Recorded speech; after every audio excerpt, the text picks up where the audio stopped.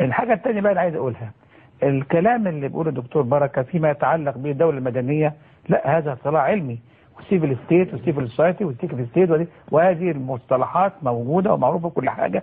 وفكرة أن تكون الدولة قائمة على القانون وقائمة على المعايير المدنية البحثة أو القانون الوضع الواحد، القانون الوضع الواحد مسألة متفق عليها كلها، وبالتالي لا يمكن على الإطلاق أن احنا ندعي أن نقول أنه لا وجود للدولة لا أو نوع أو اختراع او اختراع.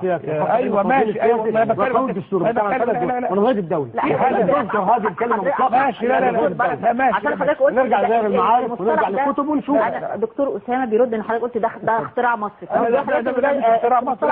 لا الدوله المدنيه والمجتمع المدني كلها مدني ماشي، حكم مدني ماشي، لكن دوله لا، والحكم مدني لا. بص احنا بنترجم كلام، لكن ده في العلم كمصطلح له مدلولات وتقسيمات واركان وشروط واوصاف غير موجود. لكن الدوله القانونيه ماشي، الدوله المقيده ماشي، لكن الحكم مدني فيه والحكم المدني. لا بص الدوله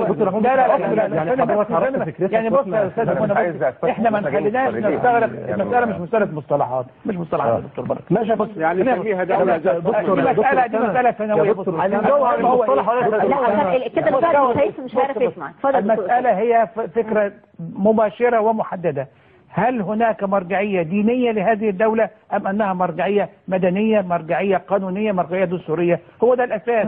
ما تعملش كده. يعني ايه مرجعية احنا دينية؟ بنقول يعني ايه مرجعية دستورية؟ أنا بالتالي أما أن يكون ماذا تقصد بمرجعية دينية؟ أما أن يكون في تابوت. هقول لك كده. يعني عندما أنظم شؤون الحكم هل سأرجع إلى أقوال الفقهاء؟ لا نوضح هذا بس. لما الإخوان يقولوا أن الإسلام هو الحل، دي مرجعية دينية للدولة. نمرة 2، لما أنا أحضر اجتماع للإخوان المسلمين فتطلع الهتافات وتقول الله أكبر ولله الحمد، ماشي.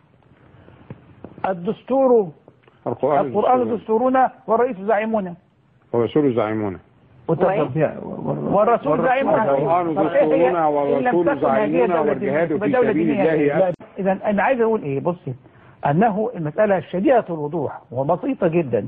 إما أن أفصل بين الدين والدولة،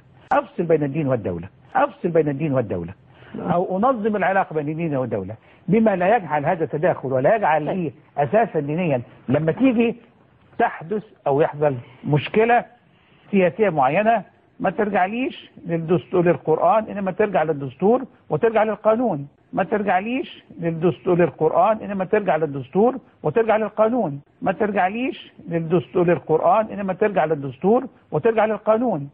إنما هذا الاستناد إلى تأسيس الدولة على أساس ديني هو ده المرفوض، وهذا بشكل واضح جدا. ولا